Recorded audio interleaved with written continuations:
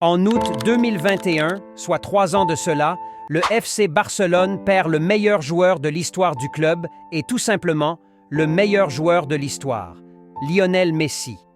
Après avoir à plusieurs reprises rassuré les fans et sociaux que l'Argentin qui était parti remporter sa première trophée avec sa sélection devrait bel et bien prolonger son contrat à son retour de l'Argentine, Joan Laporta annoncera à la grande surprise des fans le départ de Messi de son club formateur après plus de 21 ans passés en Catalogne. Bref, le club de sa vie. Comme quoi, faut jamais faire confiance à un abonné éternel des fast-foods. Bref, s'ensuivra une panique totale en Catalogne, le mécontentement des fans qui se sont sentis trahis par le président Joan Laporta, de nombreuses questions sur qui pour remplacer le meilleur joueur de l'histoire du club. Ansu Fati, il est toujours en couple avec les blessures.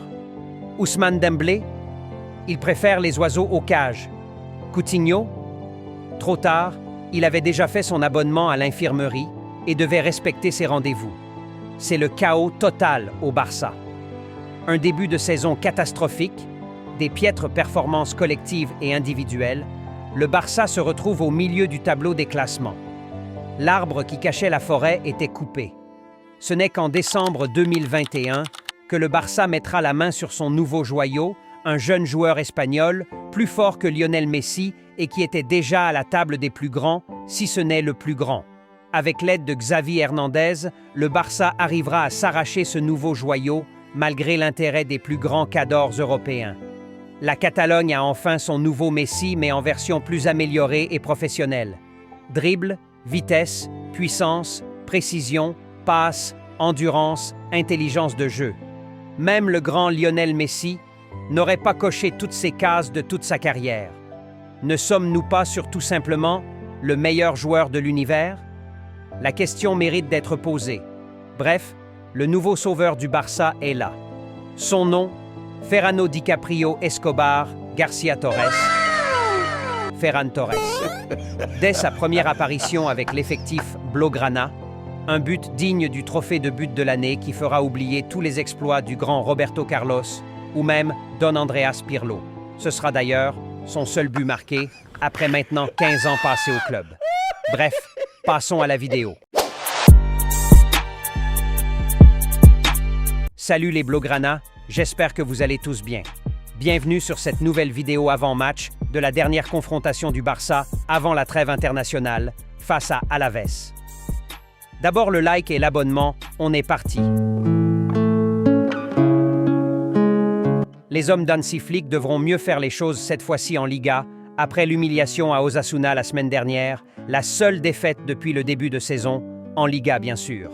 Une défaite qui aura fait très mal, surtout sachant qu'on pouvait tant mieux faire les choses. Bref, c'est les hommes de Luis Garcia Plaza qui devront être victimes ce dimanche après-midi de la révolte et de la fureur des Blaugrana après la disgrâce récente. Tant les joueurs que le coach Hansi Flick auront à cœur de prouver que cette défaite récente était juste un malentendu et qu'ils sont bel et bien présents dans cette Liga et iront jusqu'au bout. J'espère vraiment que les hommes d'Alavés prévoiront un filet secours pour ce match. Un seul filet ne suffira pas, à mon avis, pour contenir tous les tirs Blaugrana. Je les aurais prévenus. Plus sérieusement, ce ne sera pas tout de même un match facile, puisque mine de rien, Alavés ne fait pas un début de saison dégueulasse avec 3 victoires déjà, notamment contre la Real Sociedad et le FC Séville, à ne pas négliger. On se rappelle tous aussi de leur avant-dernier match récemment contre le Real Madrid, où les Merengues ont failli se faire égaliser à la dernière minute, tout en menant 3-0. Bon, de toutes les façons, le début de saison du Real Madrid, on dirait la saison 8 de Game of Thrones, très décevante.